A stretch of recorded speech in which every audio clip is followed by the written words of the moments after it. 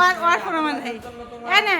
এই যে রাকিব বললো যে হাতের লেখা সমস্যা না, বৃত্তি হাতের লেখার জন্য, তার মানে তুই বৃত্তি না পারলি বলবো যে তুই পড়িস নেই, সেই জন্য পারিস নেই।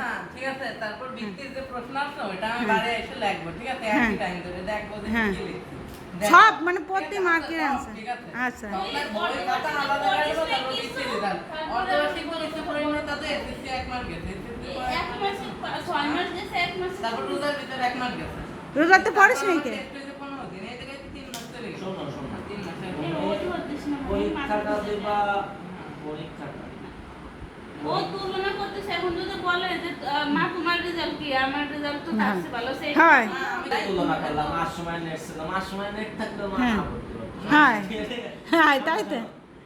মনে করো আমার মা তো পুরো অশিক্ষিত, আমার আব্বা অশিক্ষিত, ঠিক আছে, আমি যদি তাদের মামা বিশেষ ক্যাডার, এইসব জিনিস মামা বিশেষ ক্যাডার। তোমার মনে করো যে তুমি তুলনা দেবা যে তোমার থেকে যে ভালো, হ্যাঁ, তাই তো। আর যদি তুমি কোন গ্রামের এক রোল যদি বলে যে আমার তো মাহিনের থেকে রোল, মাহিনের রোল তো আমার থেকে বেশি, তোমার রোল কত পড়ে? 4।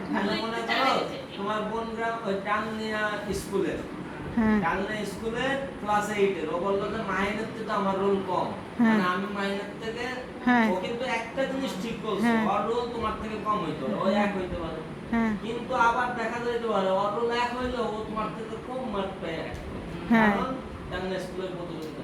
এখন তুমি যদি আবার এই, এখন ও যেমন এই কথাটা বললো, এখন তুমি মডেল স্কুলে পড়া 4 রোল, মানে তো তুমি সারা বাংলাদেশে 4 রোল না, তুমি ওখানে জাস্ট ওখানে যে স্টুডেন্ট আছে তার মধ্যে, সুতরাং সারা বাংলাদেশ বিবেচনা তোমার সবসময় চিন্তা রাখবে সারা বাংলাদেশের অবস্থানে তুমি আমি যেগুলা বলছিলাম ওইগুলাই বলতেছেন।